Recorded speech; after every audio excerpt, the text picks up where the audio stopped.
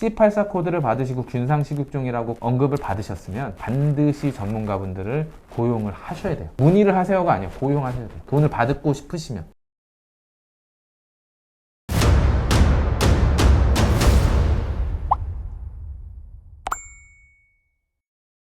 안녕하세요. 뉴스포트 보험 전문 기자 김승동 기자입니다. 안녕하세요. 한손사 채널을 운영하고 있는 한상훈입니다. 예전에 어떤 수영 선수를 굉장히 좋아하는 팬이 수영 선수의 운동하는 모습을 보다가 피부암이 있습니다 라고 댓글을 달아서 그분이 정말 피부암으로 확진이 됐고 정말 팬한테 감사했던 그런 일화가 있었어요. 근데 이 피부암이 보험금 받기가 되게 애매하다면서요? 그렇죠. 이제 오늘 조금 말씀드리고 싶은 거는 피부암이라고 명칭하기는 좀 그렇고 이제 림프암 중에 하나인데 균상식육종, 영어로는 마이코시스 풍고이데스, 콩고이데스 이렇게 불리고 한국 표준질병사인 분류 C84 코드가 부여되는 암입니다. 이 암의 특징이 조금 묘해요. 그러니까 이게 계속 문제가 되고 있어요. 우리가 암에 대한 진단 확정은 뭘로 내리죠? 병리학적으로. 그렇죠. 병리학적으로 저희 같은 사람들이 상담할 때는 암 상담이 들어오면 의뢰인분들이 진단서 막 보내준다 그래요. 조직검사 하셨냐고. 조직검사 했다. 그럼 그거 가져오세요. 조직검사 결과지 주셔야 상담이 가능합니다 라고 말씀드릴 정도로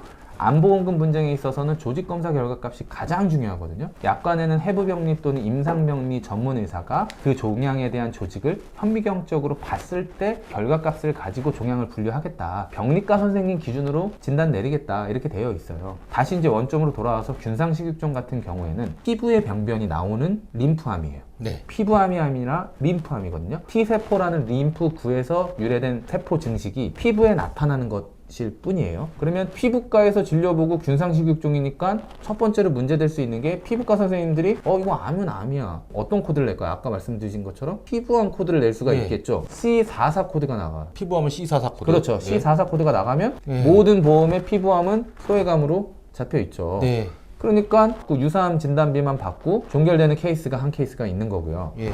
보험회사는 C44 코드 받으면 이거 일반 다른 코드 C84 코드 받아오세요. 이렇게 그거 안 안 알려주죠. 하죠. 그러니까 C44면 조직검사 결과값이 조금 애매해도 그냥 쉬쉬거리고 후회감 줘버릴 확률도 있거든요. 이 암 자체도 그렇게 흔한 암은 또 아닌데다가 이게 림프암이고 C84 코드가 나가다 보니까 이 C84 코드는 상품에 따라 조금 다를 수는 있는데 대부분 일반암 플러스 고해감이에요. 이 진단 하나에 여러 개 보험금이 분쟁이 왔다 갔다 하는 거라 피부 병변이 조금 이상한 게 있다라고 생각을 하시면 보셔야 되는데 이게 림프에서 유래된 건데 그레이드가 4그레이드로 나눌 수가 있어요. 첫 번째로는 그냥 약간 피부에 조금 발진 정도? 발진 가지고 막 병원 달려가진 않으시잖아요. 그러니까 요거 그냥 놔두는 거예요. 그래서 요게 판기라고 해서 조금 딱딱해져요. 그러다가 이제 넘어가면 홍피중기라고 해서 뻘겋게 되고 비닐이 이제 막 생기거든요. 1단계, 2단계 때는 굉장히 진행이 느려요. 정말 예민하신 분들은 병원 가보겠지만 그거 들고 병원 가도 피부과 선생님이 이거 조직검사 해봅시다 라고 하지 않아요. 그냥 연고 처방해주고. 그냥 연고 처방해주고 습진이랑 분간하기가 조금 어렵거든요. 처음에는. 사실 습진은 습한 곳에 생기잖아요. 네. 근데 얼굴에도 생기고 어디도 생겨요. 그쵸.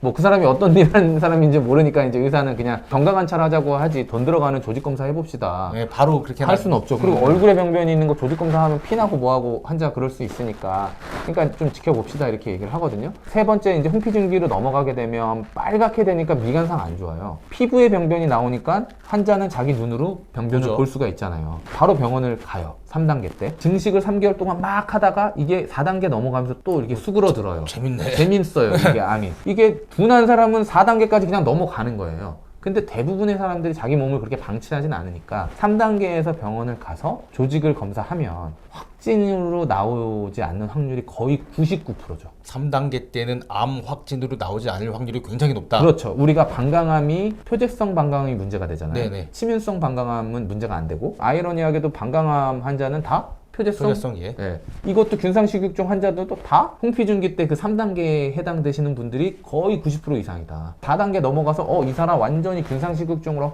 병리학적으로 확진됐어 하시는 분들은 저는 이때까지 못 봤어요. 피부가 그 정도로 막 급속도로 번지니까 병원을 안 갈래 안 갈 수가 없어요. 되게 빨리 번지나 보죠? 그렇죠. 급속도로 번져요. 얼굴이나 머리, 두피나 목이나 손, 발 이런 데 노출되는 부위에는 더 빨리 그게 된다라고는 해요. 3단계에 가시면 100분이면 100분 다 조직검사 결과가 어떻게 나오냐면 마이코시스 푼고이데스가 의심된다라고만 이제 나오는 거예요. 그 조직검사 결과값을 소비자분들이 해석하시기가 많이 어려우니까 그렇죠. 의사는 고민을 하죠. 병리학적으로 의심인데 암이 의심된다고 하는 거를 암 치료를 안 할 의사가 어디 있습니까? 근데 이건 또 웃긴 게 암 치료라고 하면 우리가 막 항암 치료를 하고 방사선 치료를 한다고 생각하시는데 이 마이코시스 푼고이데스는 광선 치료하고 연고 바르고 약 먹는 게 다예요. 일반 피부과 치료랑 다를 게 없어요. 보험회사 입장에서는 생명의 위험도 많이 없는 것 같은데 이걸 고액의 보험금을 줘야 돼? 그러니까 이제 첫 번째 딴지를 거는 건데 의사 입장에서는 이게 암 치료란 말이죠. 광선 그쵸. 치료나 약을. 그러면 이 사람한테 암 진단을 하죠. 네. 그래야 이 사람이 중증 특례도 처리가 되고 병원비도 감면받을 수가 있으니까 C84 코드를 최종 진단으로 넣어요. 그러면 소비자가 C84 코드 받고 그럼 나 암보험금 받을 수 있겠네 이 생각하고 청구를 하게 됐죠. 네. 그럼 이제 보험회사에서 조사 나와서 의료자문 가야 된다. 이제 이런 얘기를 하는 거죠. 그럼 왜 의료자문을 가요? 이거 병리학적 확진이 아니다. 라고 나오는 거예요. 그러니까 조직검사 결과지를 주면 되잖아요. 그렇죠. 그러니까 조직검사 결과지상에 확진으로 안 나오니까. 의심이니까. 의심이니까. rule out, 이제 suggestive, suspicious 이런 식으로 해서 의심된다 이런 식으로 나오니까. 이렇게 조직검사 결과 값에 의심된다라고 하면 이 균상식육종은 영원히 병리학적으로 확진할 수가 없을까요? 있으니까 말씀을 그렇죠. 주셨겠죠. 질문들을 받았습니다. 네, 그렇죠. 이게 뭐가 제일 중요하냐면요. 유전자 재배열 검사가 중요해요.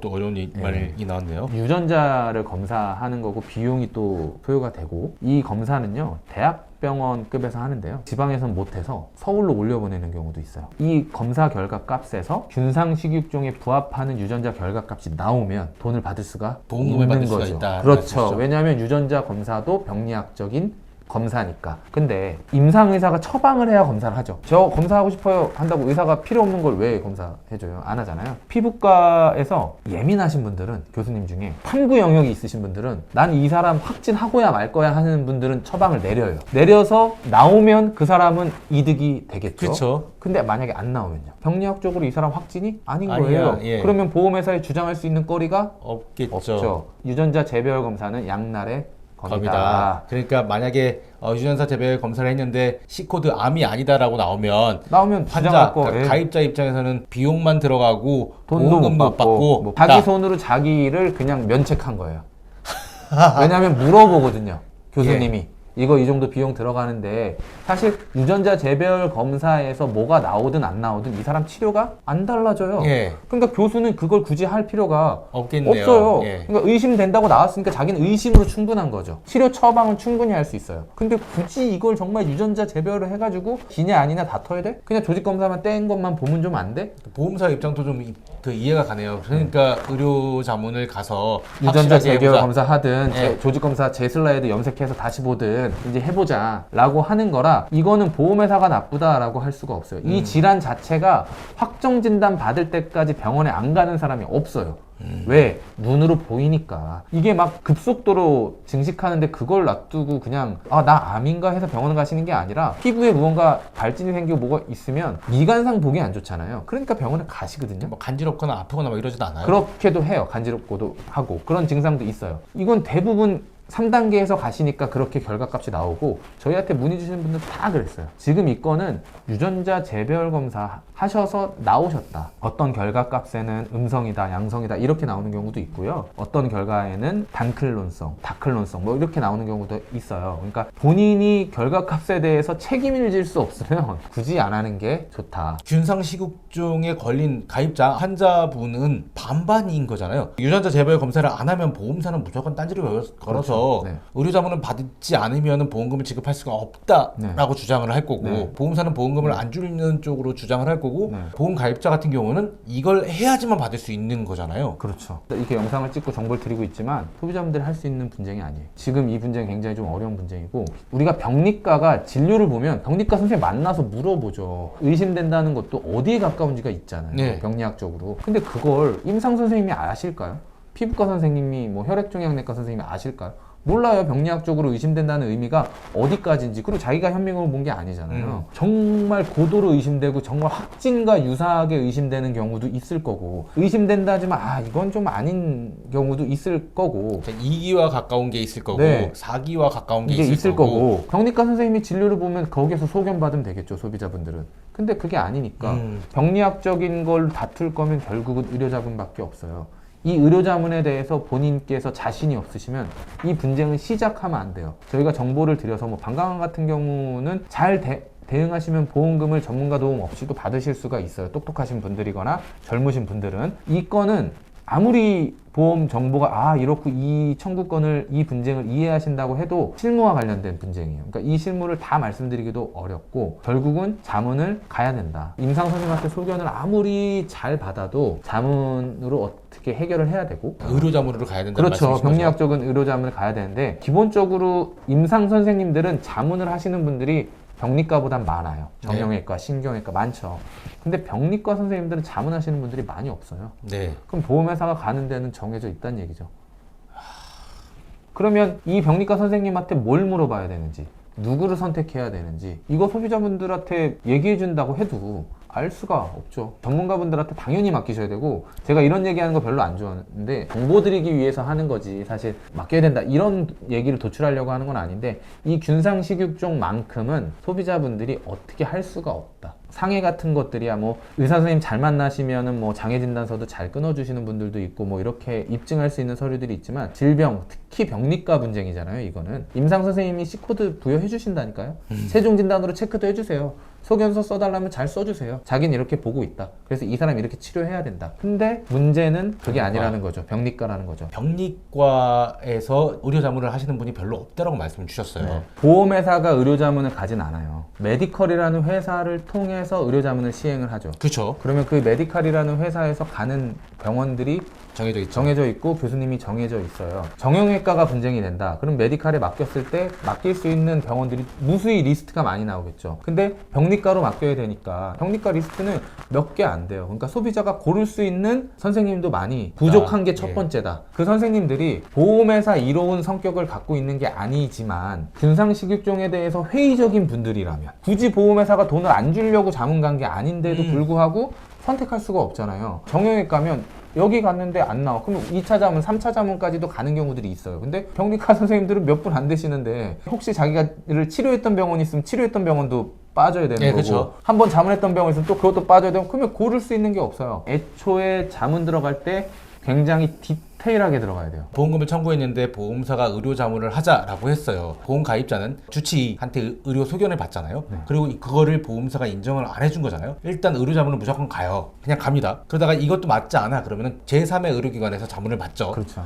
거기서도 안 되면 이제 소송 가는 거죠. 근데 이 제3의 의료기관에 갈 수 있는 데가 많지 않다. 많지 않다. 예, 이 말씀을 주신 거죠. 그렇죠. 근데 우리가 정형외과에서 다쳤어요, 어깨가. 팔이 안 올라가. 나를 치료해줬던 사람은 요만큼밖에 안 올라간다고 하는데, 우리가 의료자문 넣어보니까 당신 치료 내역 잘 돼서 더 올릴 수 있대. 그렇게 해서 자문을 한번 넣을 수는 있어요. 예. 그러면 야, 뭔 소리야, 난 치료병원 의사가 여기밖에 안 올라간다고 하고 이게 맞는데, 그러면 이거 제대로 감정할 사람 하나 선정하자. 그러면 선정해서 그 사람한테 가서 진료를 볼 수 있죠. 그렇죠. 어디까지 올라가는지, 어떤 게 맞는지. 근데 병리과는 애초에 진료를 안 해요. 어깨 다친 환자는 답답하면 내가 이 병원도 가볼 수 있고 저 병원도 가볼 수 있어요. 보험회사가 나 지금 진짜 이거밖에 안 올라가는데 지금 다 올라간다고 해요. 막 그래서 여기 병원 가서 의학적인 근거도 마련해놓고 할 수 있는데, 병리과는 진료를 보는 과가 아니에요. 그러니까 보험회사가 인정 안 한다고 자기 슬라이드 들고 어디 들어갈 거예요. 가봐야 거기 병원 피부과 선생님 만나는 거예요.